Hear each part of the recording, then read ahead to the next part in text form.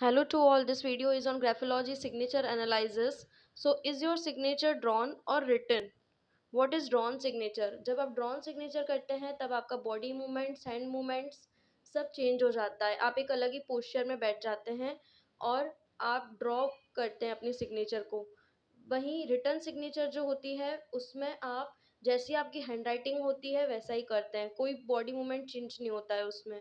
So characteristics of drawn signature, अगर आपकी signature drawn है तो क्या होता है कि नॉट इजी टू रेप्लिकेट, वो सिग्नेचर हम कॉपी इजीली नहीं कर सकते हैं. Can give problems if the writer of the signature forgets his own signature. What happens से अगर आप ऐसा हुआ कि आपको याद नहीं है ड्रॉन सिग्नेचर के टाइम पे, ऐसा भी होता है कि we didn't remember what we have done the signature. So अगर आप एक ड्रॉन सिग्नेचर करते हैं तो कभी ऐसा भी हो सकता है कि आप ही भूल जाए, वो राइटर ही भूल जाता है कि उसकी सिग्नेचर कैसी थी. So it's difficult. Then third one is it's recommended to use this signature only in case of autograph by famous personalities. देखिए अगर एक्ट्रेस हैं, क्रिकेटर्स हैं लाइक MS धोनी, तो ये लोग ड्रॉन सिग्नेचर कर सकते हैं, इनके लिए रिकमेंडेशन है. बिकॉज उनकी कोई जो सिग्नेचर है कोई कॉपी नहीं कर सकता है, it's not easy to copy. And those who don't want to reveal their true identity can do drawn signature.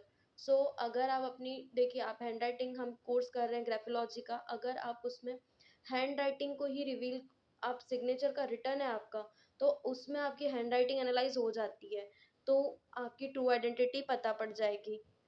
तो आपको अगर आपकी ट्रू आइडेंटिटी रिवील नहीं करनी है तो you can do drawn signature. Then it's not recommended in case of documents and legal work. देखिए अगर आप ऐसे लीगल वर्क में ये सिग्नेचर करते हैं, what happen if you forget that. Okay. Then characteristics of written signature. it's helpful in analyzing true identity of a person or true personality of a person. Written signature is similar to handwriting, तो इससे easily हम उस person की उस signature से उसकी identity को जान सकते हैं. Thanks for watching and please subscribe my channel.